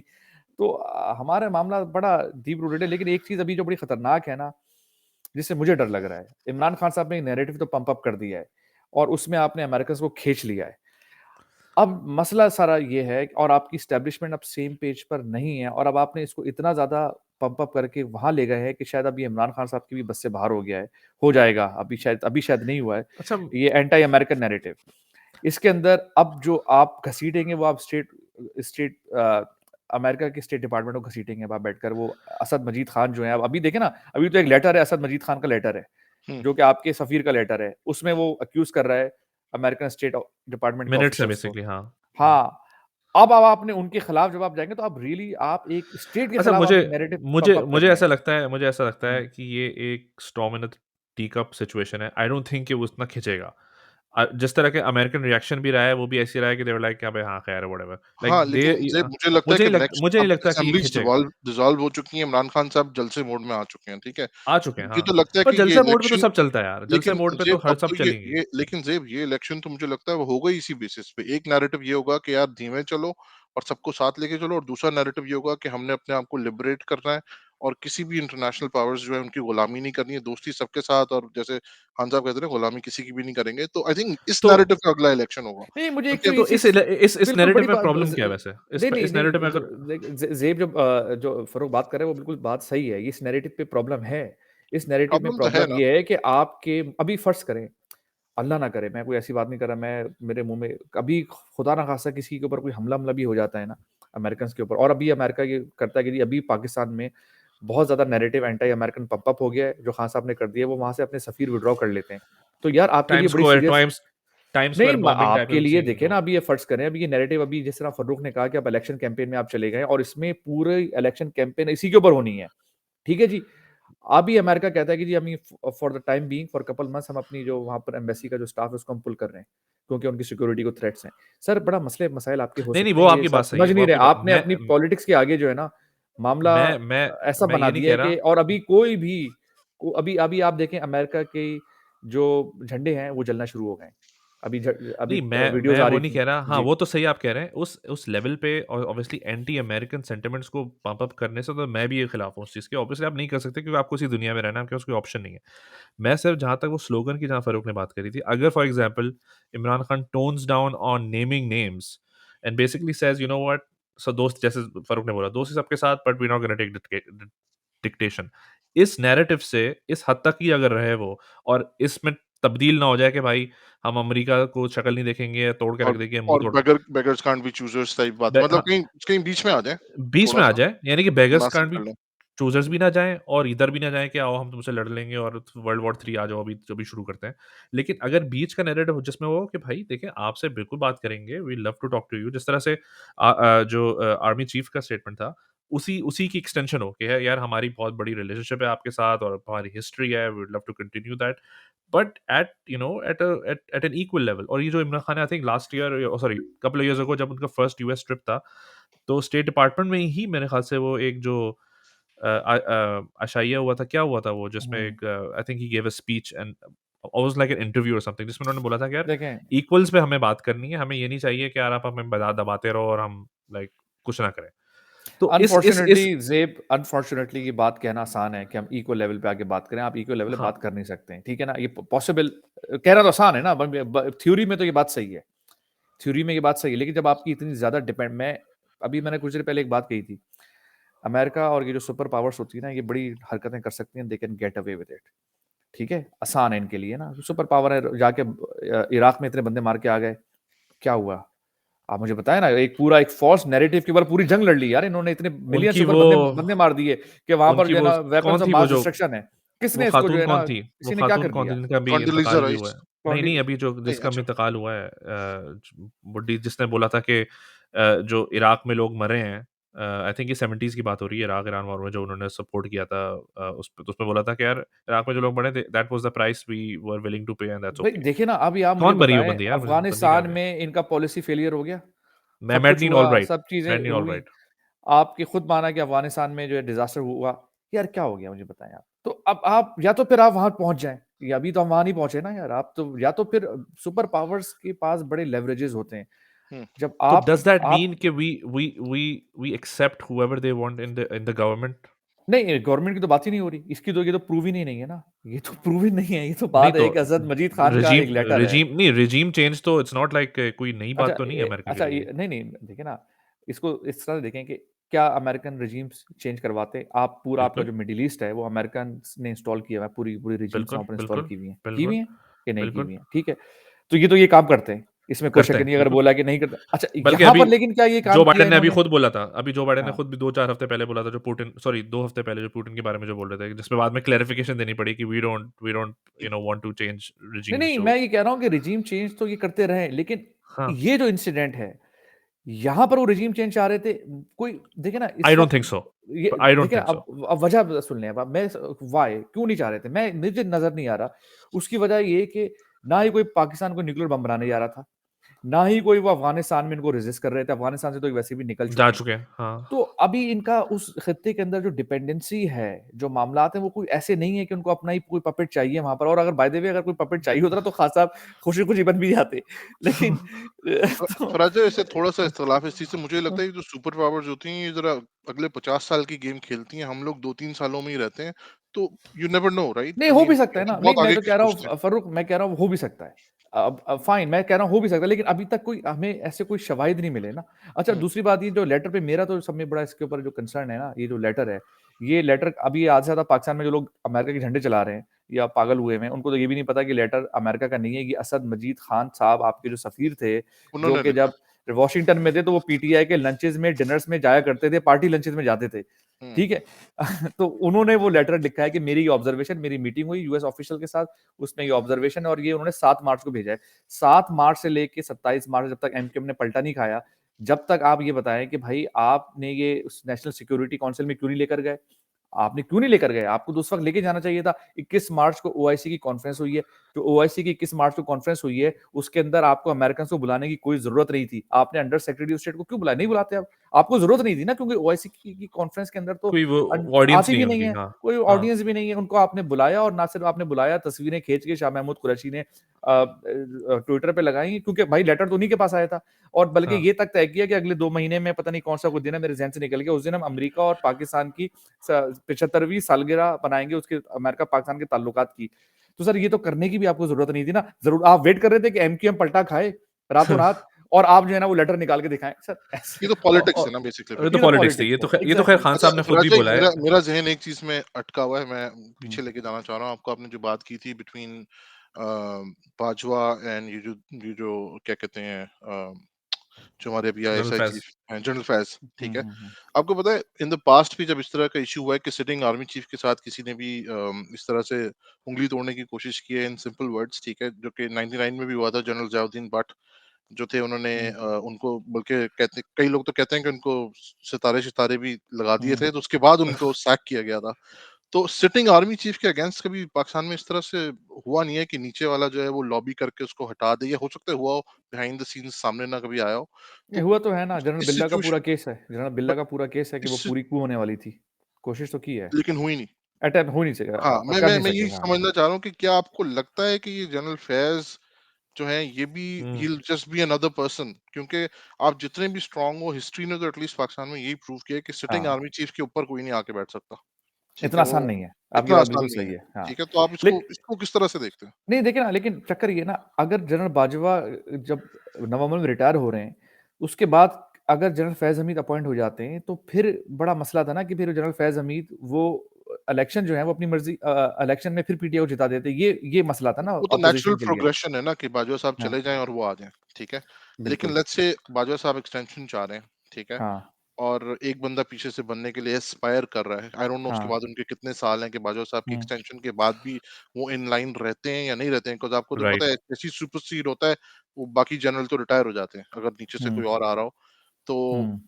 तो मैं उस पर्सपेक्टिव से सोच रहा हूँ कि could there be a tug of war there, या कुछ है इस तरह का, या मैं कुछ अंदर कुछ सोच रहा मामले हूँ? तो हैं और मैंने जो सुना है, जो थोड़ी बहुत जो खबरें मुझ तक पहुँची, खान साहब ने जब जनरल बाजवा को अभी कोई 3-4 दिन पहले ऑफ़र की थी कि मैं आपको एक्सटेंशन दे देता हूँ, आप इनको ज़रा पट्टा डालें, कुछ सँभालें। जनरल बाजवा ने मना कर दिया कि मुझे एक्सटेंशन नहीं चाहिए और ये भी मेरी इन्फॉर्मेशन है और बल्कि अब तो पब्लिक नॉलेज भी हो गई है कि एस्टेब्लिशमेंट के अंदर भी जो एक्स सर्विसमैन और कुछ जो धड़े हैं, वो इमरान खान साहब के फ़ेवर में, तो एस्टेब्लिशमेंट के अंदर भी दरार है। लेकिन चूँकि वो एक इंस्टीट्यूशन ऐसा है कि वहाँ पर आर्मी चीफ या एक जो टॉप लीडरशिप पे जो एक फैसला ले लिया जाता है, उसको सबने ऑनर करना वीटो होता है। पावर है लेकिन उसके पास, हाँ। लेकिन दरार है अंदर, अंदर कुछ जो धड़े हैं वो इमरान खान साहब को एब्सोल्युटली। सपोर्ट कर वो रहे हैं। इसी जी, मुल्क में रह रहे हैं ना, वो कोई आसमान से हाँ, तो नहीं, ऑब्वियसली उनके हुँ, सामने जो डेवलप हो रही है। अच्छा, हमने बड़ी हाँ, डिटेल में एक पॉलिटिकल बहुत अच्छी डिस्कशन कर ली। 1-2 चीज़ें जिस पे ट्विटर के ऊपर बहुत शोर मच रहा है, इसी हुँ, इसी इसी से रिलेटेड मुझे उस पे बात करनी थी, और बल्कि ये अभी तो शोर ज़्यादा मचा है, और इसका इसका बैकग्राउंड कुछ 4-5 महीने पहले कभी जब मैं पाकिस्तान में था तब भी ये शोर मच रहा था। वो ये है, द क्वेश्चन ऑफ, और हम सब यहाँ ओवरसीज़ पाकिस्तानीज़ बैठे हुए हैं। The questions of overseas Pakistanis basically having a political opinion about Pakistan, B it कि वो नवाज शरीफ को सपोर्ट करें या जरदारी को सपोर्ट करें या ओवरवेलमिंगली इमरान खान को सपोर्ट करें। वहाँ के जो वहाँ के जो लोग रह रहे हैं, जो मैं समझता हूँ कि लिबरल्स हैं पाकिस्तान में, हुँ, उनका ये एक बड़ा सॉलिड ओपिनियन है जिसमें कोई आपको 2 शायद राय ना मिले। वो कहते हैं कि भाई, आपको बहुत ज़्यादा शौक आ रहा है इमरान खान का या एक्स-वाई-ज़ेड जिसका भी, आप आओ आओ आगे यहाँ रहो। इस पे आप लोगों का क्या ख़्याल है कि क्या ओवरसीज़ पाकिस्तानीज़ का, सच एज़ आवरसेल्व्स, कोई ओपिनियन या पॉलिटिकल ओपिनियन होना चाहिए या नहीं होना चाहिए? देखिए, मैं फ़ारूक से पहले सुनना पसंद करूँगा, फ़ारूक का क्या है फिर मैं अपनी बात कर दूँगा। क्योंकि हो बिल्कुल। है तो, बल्कि ओपिनियन है तो वो होना हुँ, चाहिए की हाँ। बात हो रही है इस वक़्त, है नहीं, तो। बिल्कुल, बिल्कुल होना चाहिए, क्यों नहीं होना चाहिए? स्पेशली अगर आपने डुअल नेशनैलिटी रखी हुई है आपकी, अगर जो कि पाकिस्तान का कॉन्स्टिट्यूशन अलाउ करता है इस सिचुएशन में, तो क्यों नहीं होनी चाहिए? जब मैं चलिए, वो तो सिटीज़न हूँ। टेक्निकल पे आ गए ना, वो तो लीगैलिटीज़ पे नहीं बात कर रहा मैं सिर्फ बात कर रहा हूँ कि लोग, क्योंकि सवाल ये आता है कि फॉर एग्ज़ाम्पल जैसे फ़ारूक, इफ यू से कि यार Imran Khan should stay there और ये चोरों की टोली है, व्हाटएवर, जो भी एक कॉमन नैरेटिव है यहाँ पर ओवरसीज़ पाकिस्तान के अंदर जो इमरान खान को सपोर्ट करता है। तो उसके जवाब में ये आता है कि भैया, अगर इतना प्यार आ रहा है, आओ जाओ यहाँ पर रह लो, यहाँ पर महँगाई में रहो, यहाँ पर पेट्रोल की लाइनों में या गैसों की लाइनों में, लाइटों की मसलों में हुँ। रहो। तो मुझे मुझे पर्सनली मेरा यार आप सिर्फ इसमें ये है। जनरलाइज़ तो नहीं कर सकते ना, अब हर किसी की अपनी सिचुएशन है। मैं तो पाकिस्तान से बहुत कनेक्टेड हूँ, मैं तो वहाँ पे टैक्स भी देता हूँ, मैं तो वहाँ पे जाता भी हूँ। मेरी सारी फैमिली वहाँ चलें, पे रहती है, सब तो मैं तो जाएँ ना जाएँ, तो हर अगर ना अब भी आप जाएँ। देखिए, जनरलाइज़ कैसे कर सकते हैं इस चीज़ बात को? बात बात सही है फ़ारूक की। देखें, मैं फ़ारूक से पहली बात तो एग्री करूँगा, लेकिन उसपे कुछ चीज़ें हैं जो कि मैं चाहूँगा कि मैं उसको मेंशन करूँ। पहली बात तो ये है कि जैसे मैं हूँ, मेरी पाकिस्तान में प्रॉपर्टी है, मेरी इनहेरिटेड प्रॉपर्टी भी है पाकिस्तान में। मेरा ख़्याल से मैं पाकिस्तान में शायद ज़्यादा वेल ऑफ आदमी होऊँगा, यहाँ पर इतना वेल ऑफ नहीं हूँ मैं, तो वो सारी चीज़ें यहाँ हैं। पर भी है, यहाँ पर भी है वैसे, नहीं, यहाँ नहीं, मैं ऐसा नहीं, नहीं, मैं इसे बता तो मतलब पाकिस्तान में मेरे स्टेक्स हैं। मेरे हाँ, स्टेक्स हैं पाकिस्तान में, जबकि ऑल्दो मेरी पूरी फैमिली अमेरिका में रहती है और तो मेरे स्टेक्स तो हैं ना पाकिस्तान में। तो अब ये सही। डिपेंड करता है, अगर आप कोई ऐसे साहब हैं जिनका कोई स्टेक ही नहीं है पाकिस्तान में, you have no stake, no हाँ, प्रॉपर्टी, नो रिलेटिव, ना कुछ। लेकिन मुझे जो प्रॉब्लम आती है, बेशक वो भी पाकिस्तान के मामले में ओपिनियन रखे। इस तरह मेरी यार इंग्लैंड के मामले में जो बोरिस जॉनसन के ऊपर मेरी एक ओपिनियन है कि बेकार आदमी है। तो इसी तरह से मेरी अब आप बोलेंगे यार तुम्हारी इंग्लैंड से तुम्हारा क्या लेना-देना? ओपिनियन सही है। मुझे जहाँ पर प्रॉब्लम मुझे आती है ना, कि जहाँ पर आप बिल्कुल कनेक्टेड नहीं है, लेकिन आप एक एरोगेंस आपके अंदर आए और आप लोगों पे चीजें थोपें। और मिसाल के तौर पे कि अब एक नैरेटिव है कि जी जरदारी एक बड़ा घटिया आदमी है, एक बड़ा कमीना आदमी है और बड़ा इसको तो कत्ल कर देना चाहिए इसको, जो ना। और अक्सर लोग इस तरह की बातें करते हैं कि नवाज शरीफ जरदारी को तो सरेआम लटका देना चाहिए। मेरे नजदीक ये गलत है भाई। वो पाकिस्तान के बड़े सारे लोग उसको वोट देते हैं, उनकी एक ओपिनियन है। अच्छा, जिनसे बोलो कौन वोट देता है, तो कह रहे हैं अरे यार वो छोड़ो, कौन वोट दो, जाहिल लोग हैं वो, जो गांव देहात में रहते हैं वो जाहिल लोग हैं, उनको क्या पता यार, गवार तो वहां पर तो लिटरेसी लोग गवार लोग हैं, तो उनको क्या पता, उनको क्या क्या पता कहा था वो, जमहूरियत का। हिलरी क्लिंटन ने क्या कहा था बड़ा फेमसली ट्रम्प वोटर्स के बारे में? कोई एक वर्ड लव इस्तेमाल किया था 2016 के, बड़ा मशहूर हुआ था, मुझे याद नहीं आ रहा वो, लेकिन वो इसी इसी तर्ज पे था जिसमें उसने बोला था कि यार ये क्या गंवार लोग उसको ट्रम्प को वोट हाँ, लेकर आएंगे। अब this is where I have a problem. Dismiss किया था, हाँ। अब this is where I have a problem. मेरी प्रॉब्लम हाँ, यार ये है कि जो लोग वहां पर रह रहे हैं, चाहे वो मेरा देहाती है चाहे वो किसान है, मुझे उसके वोट की अहमियत समझनी है, क्योंकि वो रह रहा है और वो अपनी मर्जी से वो अपने लोकल मसाइल को जानता है। तो उसको पता है कि मैंने वहां पर किसको वोट देना है, चाहे वो बेशक जाहिल हो, लेकिन जाहिल को इतना पता है कि मेरे मसाइल क्या है, मेरे लिए किसान हूं मैं, मेरे लिए गंदम की में किसने फायदा कराया, किसकी पॉलिसी सही है, तो उसको आप करें, आप उसकी ऑनर करें, उसको आप डिग्रेड ना करें। जब ये डिग्रेड करते हाँ। हैं तो मुझे प्रॉब्लम आती है कि यार आपका स्टेक नहीं है मुल्क के अंदर, आपकी वहां पर अक्सर की तो बच्चे फैमिली प्रॉपर्टीज लिए कुछ भी नहीं है, बैंक अकाउंट भी नहीं है, तो फिर आप कैसे उनको डिग्रेड कर सकते हैं यार। यहाँ मेरा प्रॉब्लम है कि आप डिग्रेड ना करें। हाँ ठीक है, आपकी ओपिनियन रखनी है, आप ओपिनियन रखें।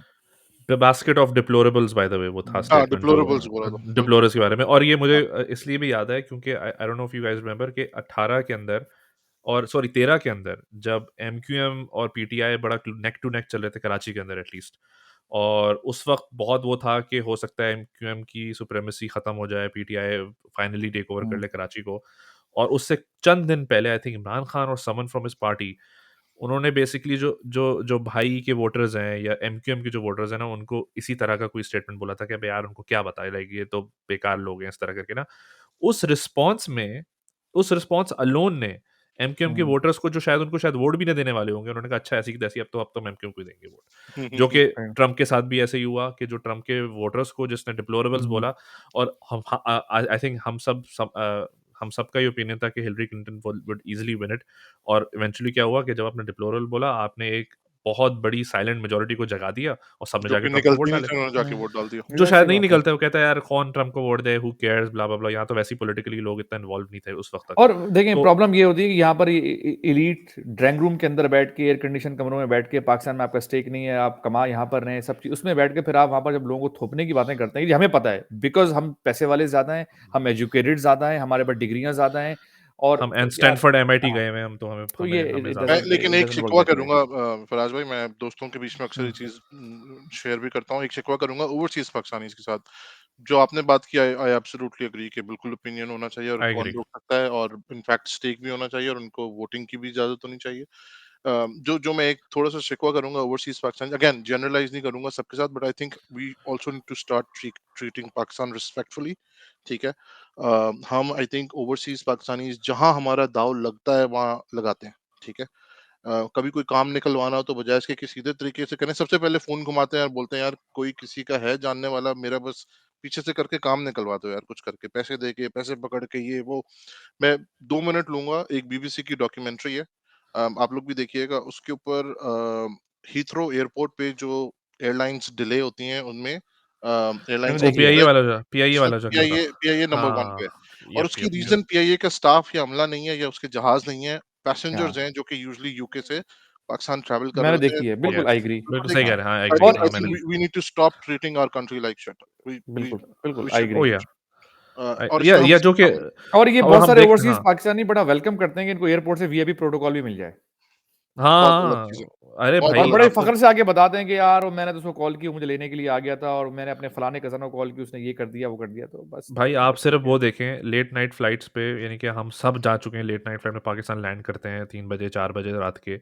आप बस वहाँ वीआईपीज़ पर की लाइन लोगों, नॉर्मल लोगों की लाइन से लंबी होती है यार। वहाँ आप सर लोगों मैं का आपको बस वो मुझे सेंस ऑफ एंटाइटलमेंट देखें आप, मुझे और कि गुस्सा भाई एक अब और बात पे आता है, आपने मेरा दिल जो है ना वो दुखा दिया है मुझे, और इस बात पे गुस्सा आता है कि हम ये दुखती ओवरसीज रख पे। पाकिस्तानी जब वहां पर जाते हैं तो अपना भ्रम दिखाने के लिए, शोबाजी करने के लिए, वहां के किसी गरीब के, वही जो काउंटर के ऊपर कोई गरीब खड़ा हुआ होगा, उससे हम अंग्रेजी में बात करते हैं जरा चिल्लाकर कि जरा अरे यार! थोड़ा हम हुँ, अपना एक मज़ीद, वो एक और घटिया हरकत है। हुँ। बहुत ही और फिर घटिया हम हरकत है। एक्सपेक्ट नहीं, करते हैं नहीं। मैं चूँकि तुम्हें अंग्रेज़ी नहीं आती लिहाज़ा हम तुमसे ज़्यादा आई इन्फ्लुएंस, थिंक ज़्यादा तुम बहुत जाहिल हो और सारे हम पढ़े लेवल्स लिखे हैं। पे, क्योंकि बहरहाल हैं तो हम पाकिस्तानी और डीएनए तो सेम ही है, तो आई थिंक बहुत सारे हाँ। लेवल्स पे हम बहुत ज्यादती करते हैं अपने मुल्क के साथ और वो हमें नहीं करनी चाहिए। हुँ। नहीं, नहीं, बिल्कुल, वो बेसिकली हम आके उसको एक एक वो नहीं होता कि एक और जो और जो ससुराल में चली जाती मैके आके फिर वो उसको ये रिलैक्स जो करती कहानी, हो, इससे मुझे हम सब वो में करते ज़्यादा मुझे गुस्सा नफ़रत इस बात से, जब पाकिस्तान में रहने वाले पाकिस्तानी भी कि अपनी आवाज़ बुलंद करके अपनी बात मनवाने के लिए अंग्रेज़ी में बात करते हैं। बुलंद करके अंग्रेज़ी, और वो अंग्रेज़ी भी थक्कड़ हो बेशक, बेशक हाँ, थक्कड़ हो, लेकिन हाँ, समझते हैं कि नहीं, जी नहीं। अब ये करके हम थोड़ा-सा ज़्यादा भारी हो जाएँगे।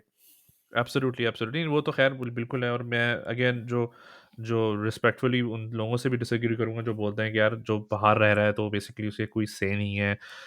ऑब्वियसली इन हुँ, इमीडिएट डेज़ में या समझ लो डे टू डे में तो ऑब्वियसली हमारी से नहीं है। वहाँ पर अगर हुँ, कल को कराची में हालात ख़राब होते हैं, हमारी सेहत पे कोई फ़र्क नहीं पड़ता। येस, लेकिन हमें लॉन्ग टर्म में ज़रूर फ़र्क पड़ता है। हमारे रिश्तेदार हैं, बिल्कुल, हमारे लोग रहते हैं, हमारी प्रॉपर्टीज़ हैं, सब कुछ है, तो हमें लॉन्ग टर्म में ज़रूर उसका फ़र्क पड़ता है। और अगर ना बिल्कुल। भी पड़े, एक ओपिनियन रखना, जैसे फराज भाई ने बोला उनकी कोई हुँ, कोई उनकी पुश्तें थोड़ी रह रही हैं लंदन के अंदर, यूके के अंदर के जो उनको बोरिस से कोई मसला होगा। लेकिन एक ओपिनियन हो सकता है, जैसे हमें सब सबको इंडिया से एक ओपिनियन है कि यार मोदी वहाँ पर क्या हुँ, कर रहा है तो एक ओपिनियन हर किसी का हो सकता है और ओपिनियन रख सकते हैं बंदा। हाँ, ठीक जो फराज भाई ने बोला कि भाई उसको हम थोप नहीं सकते, हम ये नहीं बोल सकते क्योंकि मैं यहाँ का पढ़ा हुआ हूँ या यहाँ पर रहता हूँ तो मेरा opinion is matters more than your opinion. वो तो है, खैर बिल्कुल। Obviously I agree. हाँ, नहीं, नहीं। बिल्कुल। हुँ, तो ठीक है। with that let's just conclude this. I think अब बेसिकली पिक्चर तो साफ हो चुकी है। आई थिंक अब कोई गेम नंबर गेम तो रहा नहीं है। तो फराज भाई, where do you see this? I know now we are going into election year, this is going to be election year. तो डू यू सी के basically how would the establishment react to this, like क्योंकि अब ये एक अजीब सी situation create हो चुकी है जिसमें एस्टैब्लिशमेंट भी also knows, I mean the current chief of army साहब आल्सो नोज कि नवंबर के बाद गेम चेंजिंग हो सकती है और वो एक बड़ा एक नहीं, अजीब अभी सी तो कुछ नहीं सिचुएशन। पता। अब तो हाँ, बिल्कुल, अभी तो ज़ेब मुझे खुद कॉले-वोले करके अपने आप को रैंप अप करना पड़ेगा, क्योंकि अब तो आई क्योंकि मीन आई अब मुझे भी बड़े एक्सपर्ट से, वैसे तो आप दोनों मुझसे ज़्यादा एक्सपर्ट हैं, लेकिन मुझे भी नहीं, नहीं, नहीं है। अब एक्सपर्ट्स के को कॉल करके पाकिस्तान, बेसिकली वो जो इस्लामाबाद, लूडो नहीं इधर-उधर। होता, लूडो में जब गेम हार रहे होते तो हुँ। वो उठा के फेंक देते क्योंकि थे देखिए कि अभी भाई सब। ऑप्शंस क्या है, अभी देखिए ना, मेरे अभी बेसिकली हुआ तो यही है। हाँ, मुझ बेसिकली जैसे वही है। जो तिफले मकतब एक कमअकल को ये समझ में आ रहा है कि अभी क्या सेटअप आएगा? क्या अबूरी हुकूमत ने आना है? अबूरी हुकूमत आएगी, या ये लोग कुछ अरसे के लिए कंटिन्यू करेंगे? मेरे हिसाब से अबूरी हुकूमत आएगी। अब जब अबूरी हुकूमत आएगी तो इलेक्शन कॉल होंगे, इलेक्शन कब होने हैं? क्या मामला? इलेक्शन कैंपेन तो ख़ैर अब नज़र आ रहा है कि समर्स में इलेक्शन होंगे। कैंपेन किस पे होगी, लेकिन एक चीज़ जो है ना, वो अब देखते हैं कि कैसे प्ले आउट होती है, क्योंकि इमरान खान साहब को बड़ा क्रेडिट मिल जाता है इस चीज़ से, कि वो साढ़े 3 साल की जो इनकॉम्पिटेंस थी ना, उससे वो छुटकारा हासिल कर लेते। अब वो वो नहीं हो गया मिलेगा है। इनको। आई थिंक अब हो गया है। आई थिंक मेरे ख़्याल से अब हो गया है क्योंकि वो नैरेटिव तो बिल्ड हो चुका है। जैसे आप लोगों ने बोला कि वो एक चीज़ जो अवाम के अंदर इंजेक्ट कर चुकी है, अब वो सब भूल चुके हैं। आई थिंक अब वो सब भूल चुके हैं। सर, लेकिन एक जो चीज़ है जिसको अभी हमने नहीं छेड़ा है, आपको नहीं पता कि कितने सारे केसेज़ हैं जो कि अब अगर एस्टेब्लिशमेंट चाहे और अगर वो खोलना चाहे, तो वो देखें हमारे यहाँ जो है ना, आज जो हम सोच रहे हैं, जो पब्लिक ओपिनियन आज है, वो ज़रूरी नहीं है परसों ये स्विंग होगा बड़ी तेज़ी से। हुँ, बिल्कुल इसके होगा। लिए आपको एक अच्छा, ये बात मैं आपको वसूख से बता सकता हूँ कि कुछ ऐसी वीडियोज़ हैं, जिससे इमरान खान साहब को खुद भी डर है, खुद भी खदशा है कि वो आ सकती हैं। अच्छा, वो अगर आती हैं, तो वाक़ई में मसला हो सकता है, और कुछ ऐसे केसेज़ हैं जिसमें फ़ॉरेन फंडिंग का केस है, अगर वो मूव अप होता है, तो अब मैं आपसे वही कह रहा हूँ ना कि जो एस्टेब्लिशमेंट है ना, अभी उसके मूड पे डिपेंड करता है कि वो किस हद तक पुश करेगी, किस हद तक पुश आई नहीं थिंक करेगी। बताऊँ क्या? अब जब जब इस अवाम ने आपके सामने यानी कि एक इससे ज़्यादा क्रिमिनल एलिमेंट्स लोगों ने फ़ॉरगो कर दिए हैं, मेरे ख़्याल से। तो मुझे नहीं लगता कि वो एक अगर फॉर एग्ज़ाम्पल इमरान खान में कोई पर्सनल केस आ गया तो लोग उससे पीछे हट जाएँगे। आई डोंट थिंक हमारे मुल्क में ये रिवाज नहीं है। सर, ये बात से मैं तो एग्री करता हूँ। वैसे एक चीज़ मैं मिसाल देता चलूँ, इमरान खान साहब को बड़ी चीज़ों में जो है ना बड़ी आसानी हुई होती है, जो बाकी लोगों को हम नहीं बख्शते हैं। मिसाल के तौर पे अभिनंदन को आपने पकड़ा था। आपने अभिनंदन को पकड़ा, और उसके बाद आपने अभिनंदन को अगले दिन छोड़ दिया। और उसके बाद पूरा जो मोदी का जो नैरेटिव था ना इलेक्शन जीतने का, वो ये था कि हमने पाकिस्तान को इतना, इमरान खान को डरा सहमा दिया था, इतना शिकस्त खुर्दा कर दिया था कि वो डर के मारे उसने अभिनंदन को छोड़ा। वरना हाँ, इनकी हिम्मत थी, वरना अभिनंदन को घुसेड़ के निकाल देते, इनको पता था। उस अगर यही काम ज़रदारी ने या नवाज़ शरीफ साहब ने किया होता, तो फिर तो मोदी का यार और बिक गया, गद्दार, अभिनंदन को छोड़ दिया। ये सारी एलिगेशन शायद इस पे हम और आप भी कह रहे हो, तो यार देखो कितना गलत किया। लेकिन नहीं, इमरान नहीं खान होगा। साहब ने ये किया, कोई एफआईआर नहीं कटी, कोई पब्लिक ओपिनियन तब्दील नहीं हुई, वरना आप यही नवाज शरीफ करता, आप देखते क्या होता। तो यही मैं वही कह जरदारी रहा हूँ ना साहब कि करते, आप मैं देखते क्या होता। मैं एक अनपॉपुलर प्रेडिक्शन दूं, जो फराज भाई ने कहा, मेरे जहन में ये चीज घूम रही थी अभी जब ये सारी डेवलपमेंट्स हो रही थी एज वी वर स्पीकिंग। तो मेरे जहन में एक चीज आई थी कि आपने जो बात की फराज भाई कि कुछ भी हो सकता है, मुझे लगता है कि ये भी हो सकता है कि कुछ नए केसेस बन जाए इमरान खान के अगेंस्ट इसी खत दिखाने की रोशनी में और इस तरह की चीजों पे। और ये भी हो सकता है कि वो जेल चले जाएं इलेक्शन से पहले या इलेक्शन के आई थिंक ऑल ऑफ दौरान, दिस विल प्ले कुछ भी इनटू हो हिज मैं सकता हैंड। आपको फैज़ साहब अगर ये की सब एक कुछ स्टोरी हुआ बता ना, देता हूँ। ये सब उनके फेस। फैज़ अहमद फैज़ साहब का एक किस्सा बता देता हूँ, शायद आप लोग इसी पे मेरे ख्याल से इख्तिताम कर देते हैं बिल्कुल, बिल्कुल, कि बिल्कुल। फैज़ साहब से जब 1982 या 83 में फैज़ साहब बड़े अरसे जला वतन रहकर वापस आए थे, तो फैज़ अहमद फैज़ साहब से किसी ने पूछा कि फैज़ साहब ये क्या हो रहा है एक महफिल के अंदर, कि फैज़ साहब ये क्या मामला चल रहा है उधर, जो है क्या पाकिस्तान टूट जाएगा, क्या पाकिस्तान के ऊपर अमेरिका और ये कोई हमला कर इंडिया हमला कर देगा, पाकिस्तान खत्म हो जाएगा, क्या होगा। तो ये तो बहुत पाकिस्तान के साथ बुरा होने जा रहा है, या तो टूट जाएगा पाकिस्तान, या पाकिस्तान में कोई इंडिया हमला कर देगा और ये हो जाएगा। तो फैज़ साहब ने एक बात कही, फैज़ साहब ने कहा मुझे लगता है इससे भी बुरा होने जा रहा है। उन्होंने कहा वो क्या होने जा रहा है? उन्होंने कहा मुझे ऐसा लगता है इसी तरह चलता रहेगा। ठीक है, ट्रू, ट्रू, ठीक है ट्रू, जी। ट्रू, ये तो ट्रू। अभी भी एप्लीकेबल है। Yeah, बिल्कुल applicable. This is very true. Again, thank you so much, Faraz bhai, for okay ji. all your insight and and adding to the discussion. I think it was a good discussion. Farouk, again, appreciate you coming back to the podcast. And please, you're always welcome. आपको अलग से invite देने की जरूरत नहीं है. अरे आप नहीं आ नहीं, जाएगा वहाँ पे. मैं मजाक कर रहा था, आप तो हमेशा कहते हैं, मैं अह, एक्चुअली आगे पीछे हो जाता हूँ। चलें. तो चलें सर, खुदा फराज भाई, हाफ़िज़। थैंक यू वेरी मच, बहुत टेक शुक्रिया, केयर, बहुत बहुत शुक्रिया। शुक्रिया। Thank you, sir. ओके।